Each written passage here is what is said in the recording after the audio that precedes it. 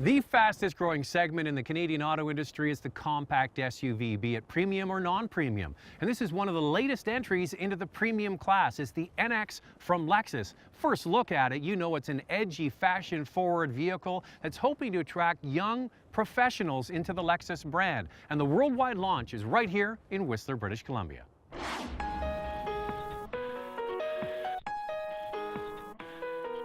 The compact SUV segment has been the largest or the fastest growing segment and is rapidly approaching that small sedan segment. And we see it's only a matter of time before that happens, largely because people are looking for not just the sporty styling and sporty drive, but they're looking for practicality. And the offerings in this segment are pulling people out of that sedan segment into the compact SUV segment. Well, I guarantee our pricing philosophy will be to be competitive in the segment. With IS, we've shown that if we have a competitive pricing position within the segment, the brand prestige and the aggressive styling of the car has resonated well with the buyer, and we've been very successful with our sales with IS, and we plan to use the same philosophy with NX. Now, Lexus has stated that their objective with this NX is to be fashion forward but also functional, to appeal to people for both reasons. And on the inside, I think they've really accomplished that. You see beautiful materials in here, always nicely fitted, and Lexus does a fantastic job at that. You see that same spindle shape in the center console here. It mimics the front of the car. Above that, you've got controls for the heat and ventilation, and then the screen on top of that. Screen comes standard, 7-inch screen, and below you have an area where you place your hand, and that's the controller interface. Now, before you used to have a mouse here, now you have a trackpad. This is optional, by the way, and you can scroll across the screen using that. The base models have a rotary dial, kind of similar to Audi's MMI system. Regardless, it's nicely done. The steering wheel is sporty. You've got controls on here that look very similar to the IS. Some nice little touches. In here is a little compact mirror. Never seen that before. You can, I almost guarantee people are going to put this away and then just use that for their cell phone holder, but it's a nice little touch. The seats, even though this is, a compact SUV, they're a little bit tighter because of the large and high center console, and then the back seats you would think would be rather small, but you've got that sort of theater seating where you sit up quite a bit higher in the back seat, and they've sculpted out the roof liner, and that gives you quite a bit of headroom. I'm 6 feet tall and I fit back there no problem. Now Lexus says it has the most rear seat legroom in this class. I don't know, we'd have to really test it back to back, but the back seat is surprisingly big.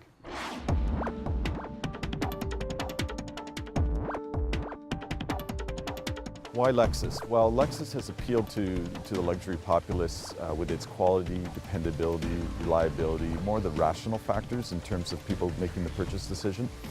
With the aggressive styling and the performance dynamics, now we have an offering which appeals to more the emotional side of the purchase decision. With the combination of the two, my motto is no compromise. So no longer do you have to choose between quality and performance dynamics or aggressive styling versus a boring car. So we feel we've covered the full spectrum of both emotional and rational purchase decisions to have a comprehensive offering in the market.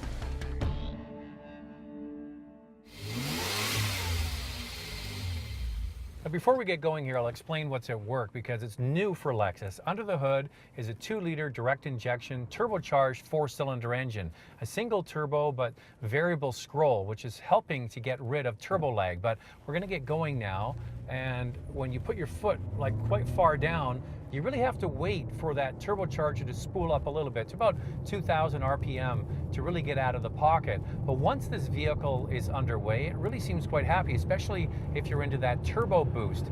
Now, this is an all-wheel drive. All of the NX sold in Canada will be sold with all-wheel drive, but it's a front-wheel drive bias system, which means that it's sending power to the front wheels as often as possible and will only shift power to the rear wheels when slippage is detected in Canadian winter conditions. But driving in this situation around the mountains, you actually can get a little bit of torque steer from the front steering wheel.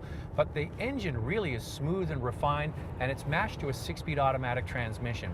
Now, when you compare this 2-liter direct injection engine to a mainline competitor like BMW, theirs has 241 horsepower.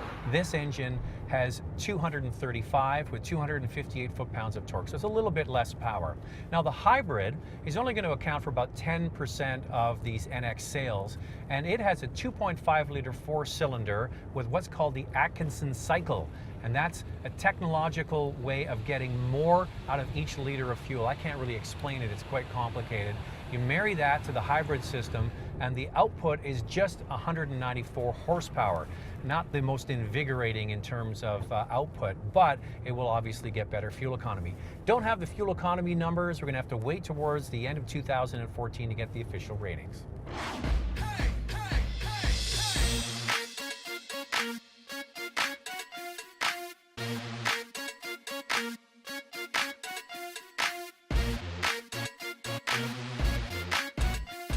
The Lexus executives made it very clear they hope to be competitive with the Audi Q5 and the Acura RDX. Both of those vehicles start around $41,000, so expect the NX to start at roughly the same price. With the new four-cylinder turbocharged engine, it really comes alive right about the 2,500 RPM mark, making launches off the line a bit tepid. Keep in mind, we test drove very early production prototypes, so make sure to try this for yourself. Lexus wants this product to get noticed, and it certainly does, at least initially. The edgy design will turn heads and garner attention. The spindle grille has now migrated across the Lexus family and is very prominent, especially the F-Sport version of the NX. The F-Sport is the upscale, sportier model that Lexus hopes will attract the same youthful buyers that have moved into the Lexus IS compact car. Other than the bigger grille, the F-Sport model also gets larger wheels, a sportier suspension, and LED headlamps on both the low and high beams, where the base model gets LED lamps only on the low setting.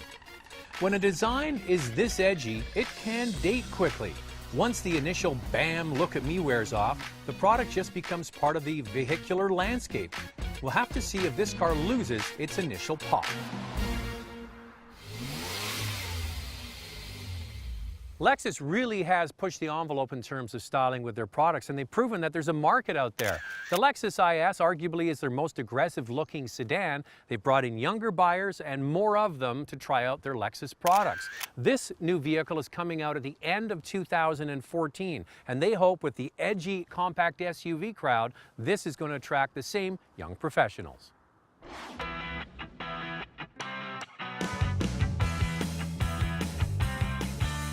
Looking for an SUV? All the reviews are available at drivingtelevision.com.